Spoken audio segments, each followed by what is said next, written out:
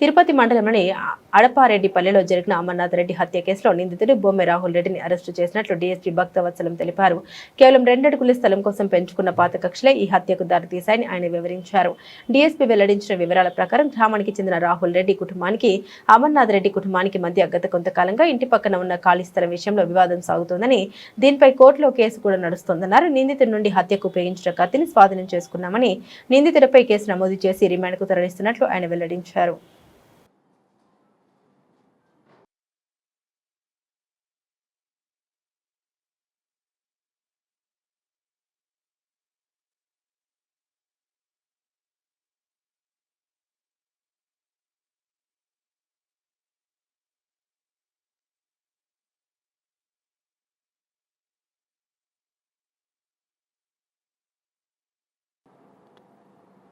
తిరుపతి జిల్లా తిరుపతి రూరల్ మండలంలోని Tirupati rural police station పరిధిలో ఉన్న దుర్గసముద్రం పంచాయతీలోని అడపారెడ్డిపల్లిలో ఈ నెల 15వ తారీఖు అర్ధరాత్రి కాదు 10:30 ప్రాంతంలో 2 కుటుంబాల మధ్య నాదముని రెడ్డి, అమర్నాథ్ రెడ్డి అని తండ్రి కొడుకులు, వాళ్ళ మధ్య వాళ్ళ దగ్గర బంధువులు రాహుల్ రెడ్డి అనే కుటుంబాల మధ్య కేవలం 2 అడుగుల స్థలాల గురించి వివాదం గత 35-40 ఏళ్ల నుంచి వాళ్ళ మధ్య వివాదం జరుగుతూ ఉంది. ఆ కోర్టులో కేసులు కూడా పెట్టుకొని ఉన్నారు. అయినా కానీ ఆ సమస్య పరిష్కారం కాకపోవడంతో ప్రతి చిన్నదానికి వాళ్ళు తరచూ గొడవ పడటం, ఒకళ్ళ మీద ఒకళ్ళ కక్షా కార్పణ్యాలు పెంచుకొని ఒకళ్ళనొకళ్ళు కొట్టుకోవటం ఇది జరుగుతూ ఉంది. ఈ క్రమంలో గత వారం 10 రోజుల నుంచి 1 నెల రోజుల నుంచి మళ్ళీ ఈ సమస్య గురించి, ఆ 2 అడుగుల బాట గురించి, ఆ వివాదం గురించి ఈ ముద్దాయి ఎవరైతే ఉన్నారో రాహుల్ రెడ్డిని ఈ అమర్నాథ్ రెడ్డి కొట్టడం జరిగింది. వాళ్ళ పిల్లలు కూడా క్రికెట్ ఆడుకునేటప్పుడు చిన్న గొడవ పడి దాని మీద ఆ గొడవలు ఇంకొంచెం మనసులో పెట్టుకొని ఇది పొద్దాక పునరావృతం అవుతుందని ఈ రాహుల్ రెడ్డి వయసు కేవలం 19 సంవత్సరాలు, ఇంటర్మీడియట్ వరకు చదువుకున్నాడు. చదువు మానేసి ఈ చిన్న 2 అడుగుల వివాదం గురించి తన ఆలోచనలన్నీ మారి డైవర్ట్ అయిపోయి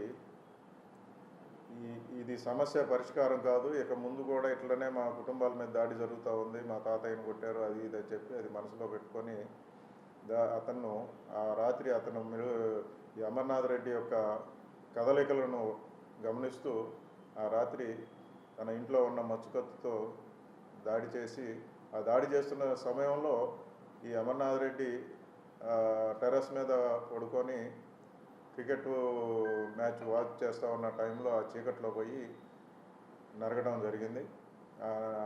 విచక్షణారహితంగా నరగటం వల్ల అతను అక్కడెక్కడే స్పాట్లోనే చనిపోయాడు. మళ్ళీ అతను అక్కడి నుంచి కిందకి దిగి వచ్చి ఇంట్లో వాళ్ళ ఫాదర్ ఎవరైతే నాదముని రెడ్డి ఉన్నాడో అతను కూడా భోజనం చేసుకొని అక్కడ టీవీ చూస్తున్న క్రమంలో అతను కూడా నరగడానికి ప్రయత్నించగా అది గమనించిన అతను అలర్ట్ అయ్యి ఆ మచ్చు కత్తిని పట్టుకొని కేకలేయడంతో వాళ్ళ కుటుంబ సభ్యులు రావడం గమనించి అతను కత్తితో సహా పారిపోవడం జరిగింది. ఈ విషయం తెలిసిన వెంటనే మన తిరుపతి జిల్లా పోలీస్ సూపరింటెండెంట్ సుబ్బరాయుడు సార్ గారు వెంటనే అలర్ట్ చేసి అందరినీ పారిపోయిన ముద్దాయిని గురించి వెతకటానికి దిశానిర్దేశం చేయడం జరిగింది. Tirupati rural police station CI గారు, వాళ్ళ ఎస్ఐ లోకేష్, మిగతా సిబ్బంది అంతా అలర్ట్ అయ్యి వెంటనే సీన్కు వెళ్ళటం, ఆ సీన్లో సాక్ష్యాధారాలను సేకరించడం, ఇమీడియట్గా సిబ్బందితో టీమ్స్ ఫామ్ చేసి పారిపోయిన ముద్దాయి గురించి వెతకటం. ఈ క్రమంలో 1 రోజు తేడాలోనే ముద్దాయిని అదుపులోకి తీసుకోవటం, దానికి సంబంధించి ముద్దాయిని రిమాండ్ పంపడం జరుగుతుంది. ఇక్కడ గమనించాల్సిన విషయం ఏంటంటే ఏళ్ల తరబడి అనేకమైన భూ సమస్యలు ఉంటా ఉన్నాయి.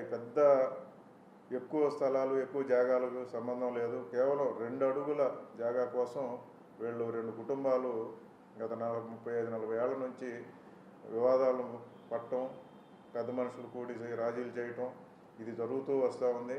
చిన్న చిన్న విషయాలు అత్యంత చిన్న వయసులోనే 19-20 ఏళ్ల వయసులోనే ఈ రకమైన అతను భవిష్యత్తు నాశనం చేసేదానికి దారి తీసింది. కాబట్టి సమస్యలు ఏమున్నా కానీ అవి పరిష్కార మార్గం ద్వారా కోర్టులను ఆశ్రయించి శాంతియుతంగా వాటిని పరిష్కరించుకుంటే ఇలాంటి అనర్థాలు జరగకుండా ఉంటాయి. అనవసరంగా ఒక ప్రాణం బలవకుండా ఉండటానికి అవకాశాలు ఉన్నాయి. ప్రజలు ఇది గమనించగలరని పోలీస్ శాఖ నుంచి కోరుకోవడం జరుగుతుంది. లేదు, గంజాయి మత్తు అనేది అసలు ఏ కోసైనా మనకి ఇక్కడ కనిపించలేదు. ఊర్లో విచారించినా కానీ తెలిసింది. ఇక్కడ ఎట్లా జరుగుతుందంటే ఏ చిన్నది ఏది జరిగినా కానీ గంజా అని చెప్పి అది వాడుక అయిపోయింది. గంజా మత్తులో ఉన్నారు, లేకపోతే గంజా అలవాటు అయ్యి అడిక్ట్ అయి ఉంటే ఆ రకమైన బిల్ట్ ఉండదు. వాళ్ళ హావభావాలు కానీ, చేసే పనులు కానీ, వాళ్ళ శారీరకమైన ఆరోగ్యపరమైన విషయాలు కానీ, వాళ్ళ స్టేచర్ కూడా డిఫరెంట్గా ఉంటుంది. గాంజా అడిక్ట్ అయిన అబ్బాయి అయితే కాదు, అతనికి మందు అలవాటు ఉంది. ఆ రోజు కూడా హెవీగా డ్రింక్ చేసినట్టు మనకు తెలిసింది. విచారణలో కూడా అది తెలిసింది.